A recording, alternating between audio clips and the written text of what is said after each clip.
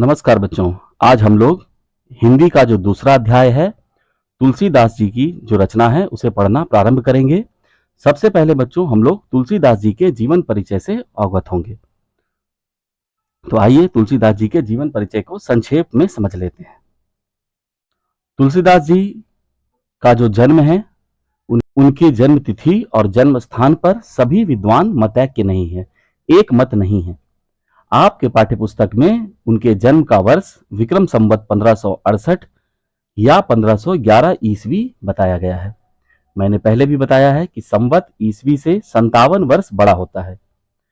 तो 1511 ईस्वी में जब आप 57 का योग करेंगे तो 1568 संवत होगा। सर जॉर्ज ग्रियर्सन और कई अन्य विद्वान इस तिथि पर सहमति रखते हैं।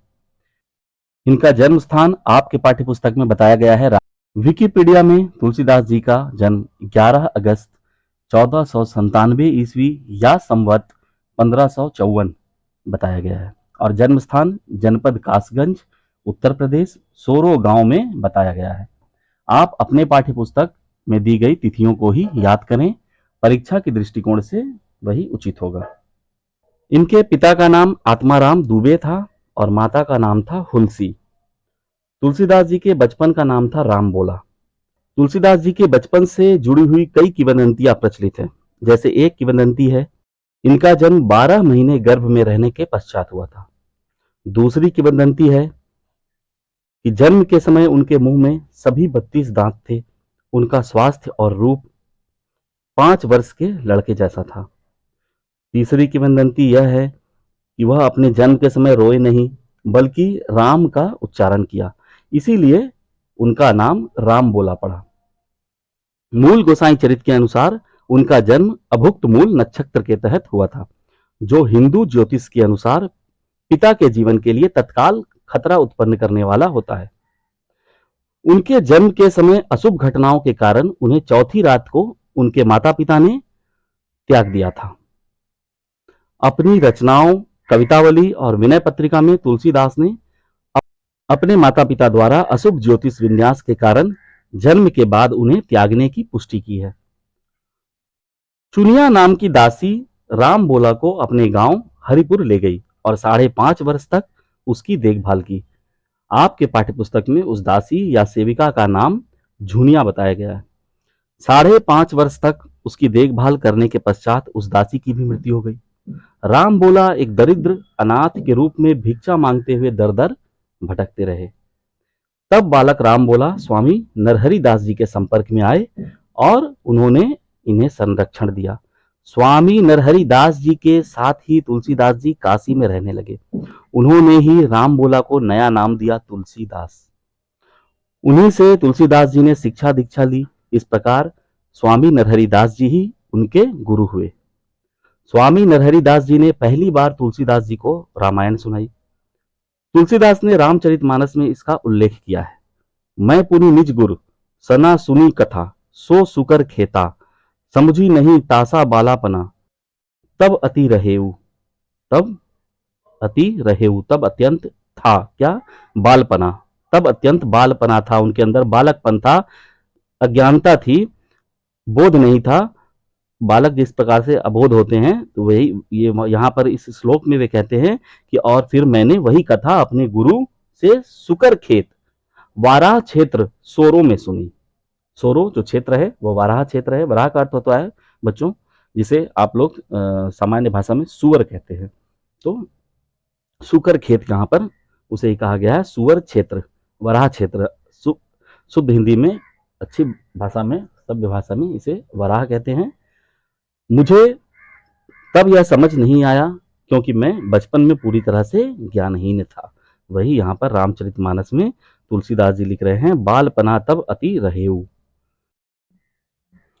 16 वर्ष की उम्र में संवत 1605 में इनका विवाह दीनबंधु पाठक जी की पुत्री रत्नावली के साथ हुआ। कहा जाता है कि रत्नावली जी के उपदेश से ही इन्होंने वैराग्य ग्रहण किया। ऐसी कथा प्रचलित है कि एक बार भीषण वर्षा और तूफान में बिना कुछ चिंता किए हुए तुलसीदास जी अपनी पत्नी से मिलने ससुराल पहुंच गए। उनकी पत्नी ने यह देखकर तुलसीदास जी से कहा था, अस्थि चर्म मैं देह यह तासों ऐसी प्रीत, नेक जो होती राम से तो काहे भवभीत। अर्थात इस हार्ड मांस के शरीर के प्रति तुम्हारी इतनी प्रीति, इतना प्रेम है, उसकी तुलना में यदि तनिक भी राम से प्रेम होता, राम की भक्ति होती, तो इस भव अर्थात इस संसार से, अर्थात जन्म मरण से क्या भय होता। कहने का आशय यह है कि इतनी प्रेम, इतनी भक्ति यदि राम से होती तो जीवन संवर गया होता।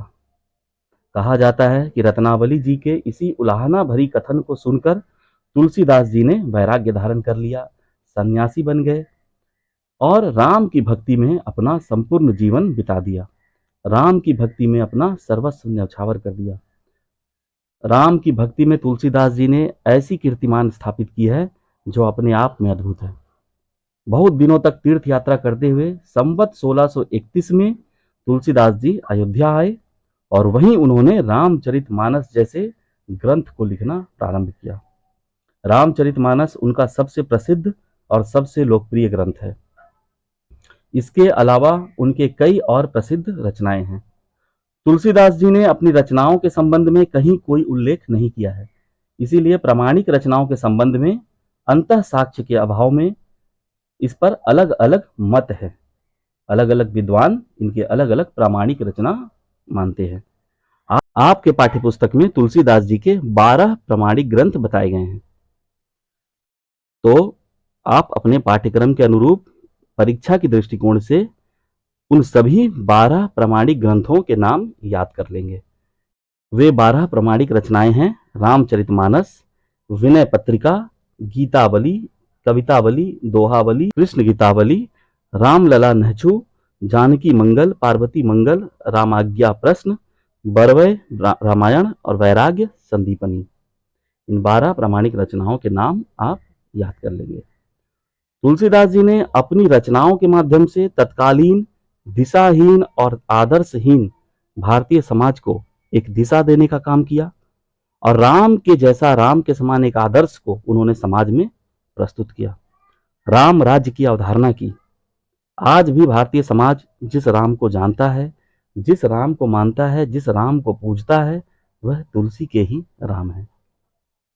तुलसीदास जी ने अपनी रचनाओं के माध्यम से समाज, साहित्य, संस्कृति, दर्शन, भक्ति, राजनीति, लगभग हर विषयों पर अपने विचारों को रखा है। समाज को लगभग हर विषयों पर ज्ञान दिया है। उन्होंने साहित्य को संस्कृत की गूढ़ता से निकालकर भारतीय समाज के सामने आम जनमानस की भाषा में परोसा और ऐसा करने में साहित्य के भाव पक्ष और कला पक्ष दोनों की सुंदरता पर कोई समझौता नहीं किया। 1623 ईस्वी या संवत 1680 में वाराणसी के 80 घाट में इनका देहांत हुआ। तुलसीदास जी हिंदी साहित्य जगत के साथ साथ राम भक्तों के संसार में सदा अविस्मरणीय रहेंगे, सदा पूजनीय रहेंगे। अब बच्चों, अगले वीडियो में हम लोग इनके दोहावली को पढ़ेंगे, हर एक दोहे के अर्थ को अच्छे से समझेंगे। धन्यवाद।